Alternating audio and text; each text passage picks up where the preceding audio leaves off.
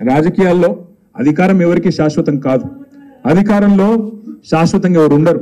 కానీ అధికారం పోంగనే ఆగమాగమైపోయి ఇవాళ తమ తమ ప్రయోజనాలు తమ స్వీయ ప్రయోజనాల కోసం ఇవాళ అవతల వైపు పోయి పోవడమే కాకుండా ప్రజలను మోసం చేసే కార్యక్రమం.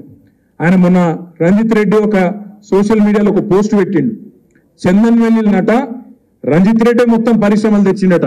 యాదయ్య గారి సహకారం లేదట, యాదయ్య గారిది ఏం లేదట, మా తమ్ముడు అవినాష్ రెడ్డిది ఏం లేదట, మొత్తం రంజిత్ రెడ్డి పట్టుకొచ్చి అక్కడ పరిశ్రమలన్నింటినీ పెట్టించిన అని చెప్పి సోషల్ మీడియాలో చెప్పుకుంటా ఉన్నాడు.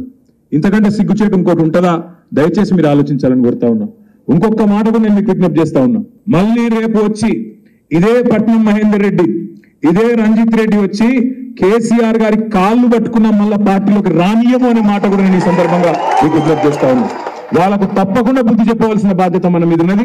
వచ్చి కేసీఆర్ కాళ్ళు పట్టుకున్న మళ్ళీ అధికారంలోకి వచ్చినాక వాళ్ళని మాత్రం మళ్ళీ రానిచ్చే ప్రసక్తే లేదనే మాట కూడా నేను మీకు విజ్ఞప్తి చేస్తా ఉన్నా. రాజకీయాల్లో అధికారం ఎవరికి శాశ్వతం కాదు.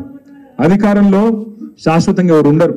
కానీ అధికారం పోంగనే ఆగమాగమైపోయి ఇవాళ తమ తమ ప్రయోజనాలు తమ స్వీయ ప్రయోజనాల కోసం ఇవాళ అవతల వైపు పోయి పోవడమే కాకుండా ప్రజలను మోసం చేసే కార్యక్రమం.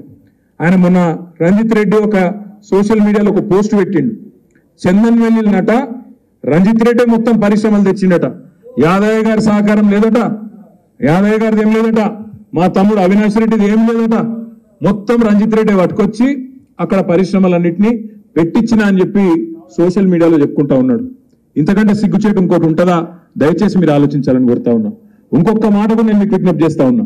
మళ్ళీ రేపు వచ్చి ఇదే పట్నం మహేందర్ రెడ్డి ఇదే రంజిత్ రెడ్డి వచ్చి కేసీఆర్ గారి కాళ్ళు పట్టుకున్న మళ్ళా పార్టీలోకి రానియము అనే మాట కూడా నేను ఈ సందర్భంగా మీకు విజ్ఞప్తి చేస్తా ఉన్నా.